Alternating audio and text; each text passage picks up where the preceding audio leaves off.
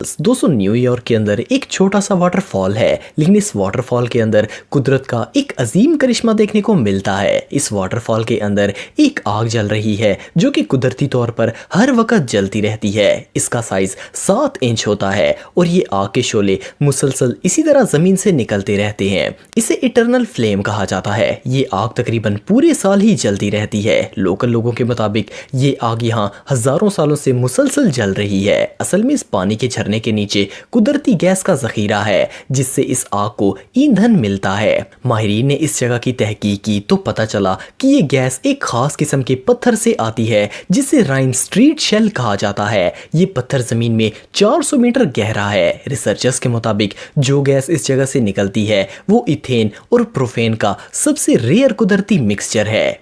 पानी के अंदर आग का जलना ये अल्लाह की आलीशान कुदरत है। Eternal Flame Falls is actually a natural gas seepage that's coming from the shale natural gas below our feet.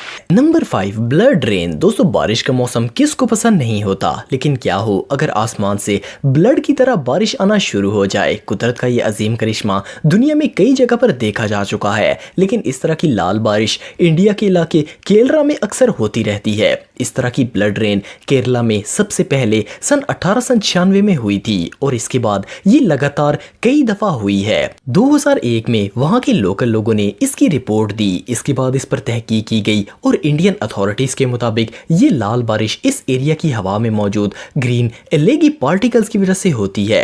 इस तरह की बारिश जून 2012 में आखिरी बार हुई थी। इसके बाद अभी तक ये बारिश नहीं हुई। ये अल्लाह की कुदरत का अजीम करिश्मा है। पहली बार देखने में तो लोकल लोग बहुत डर गए थे, लेकिन गवर्नमेंट की एक्सप्लेनेशन के बाद लोग इस रेयर नज़ारे को देखने के लिए आते हैं। Number 4 morning glory clouds. दोस्तों दुनिया के मुख्तलिफ मकामात में बादलों का नज़ारा बहुत ही खूबसूरत होता है, लेकिन दुनिया में सिर्फ एक जगह ऐसी है जहां इस तरह का खूबसूरत नज़ारा देखने को मिलता है। ये कुदरत का करिश्मा हर रोज गल्फ ऑफ ऑस्ट्रेलिया में देखने को मिलता है। ये बादल रोल्स पर मुश्तमिल होते हैं। ये जमीन से सिर्फ 100 मीटर की बुलंदी पर होते हैं और ये 10 मीटर पर सेकंड के लिहाज से ट्रेवल करते हैं। कभी ये सिर्फ एक बड़ा बादल बनता है और कभी कभार ये 10 छोटे राउंड क्लाउड्स पर मुश्तमिल होता है। सबसे हैरानगी की बात यह है कि इसके शुरू में खुद ब खुद एक नया बादल बनता जाता है और आखिर में से एक बादल खुद ब खुद खत्म होता जाता है। ये सिलसिला लगातार चलता रहता है। इस कुदरत के करिश्मे को सबसे पहले ऑस्ट्रेलिया के रॉयल एयरफोर्स पायलट ने 1942 में रिपोर्ट किया था। ये ग्लोरी क्लाउड सच में बहुत खूबसूरत है। Wow, that is so wild. Number 3 red lake. दोस्तों आप सबके इलाके में बहुत सी खूबसूरत लेक्स होंगी, लेकिन तंजानिया में दुनिया की सबसे रेयर रेड लेक है। ये लेक 57 किलोमीटर लंबी और 22 किलोमीटर चौड़ी है। इस लेक में कोई इंसान नहीं जा सकता क्योंकि इसका टेम्परेचर 140 डिग्री होता है। इसकी वजह यह है कि इस झील के नजदीक एक्टिव लावा है। साइंटिस्ट के मुताबिक इसके पानी में हाई लेवल मिनरल्स और नमक मौजूद है। इसका लाल रंग वोल्केनो की वजह से होता है। नासा के मुताबिक इसकी ये लोग हेलो ओरिकिया की वजह से होती है क्योंकि इसमें माइक्रो ऑर्गेनिजम्स पाए जाते हैं। कुदरत के इस करिश्मे को देखने के लिए पूरी दुनिया से लोग यहाँ आते हैं। ये वाकई में बहुत अमेजिंग है। Number 2 great blue hole. दोस्तों ग्रेट ब्लू होल एक बहुत बड़ा मरीन सिंक होल है जो कि कोस्ट ऑफ ब्लीज के नजदीक मौजूद है। माहिरीन के मुताबिक ये होल यहाँ 15,000 साल से भी पहले बना था। इसे सबसे पहले एक डाइवर जैक्विस यस ने दरियाफ्त किया था। इनके मुताबिक ये दुनिया की सबसे बेहतरीन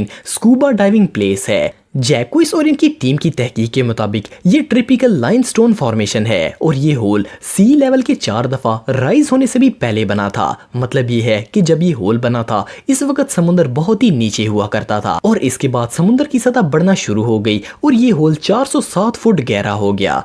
ये होल 1043 फुट चौड़ा है। समुद्र के अंदर ऐसा होल बनना अल्लाह ताला की कुदरत का मुंह बोलता सबूत है। Number 1 selling stones. दोस्तों सेलिंग स्टोन्स को वॉकिंग रॉक्स भी कहा जाता है। ये दुनिया की मुख्तलिफ जगहों पर देखने को मिलते हैं, लेकिन सबसे कॉमन सेलिंग स्टोन्स कैलिफोर्निया के डेथ वैली नेशनल पार्क में देखने को मिलते हैं। ये पत्थर एक डायरेक्शन से दूसरी डायरेक्शन में खुद ब खुद मूव करते हैं। इस कुदरती करिश्मे के मुतालिक बहुत सी थ्योरीज पेश की गई हैं। एक थ्योरी तो ये है कि ऐसा हवाओं की वजह से होता है।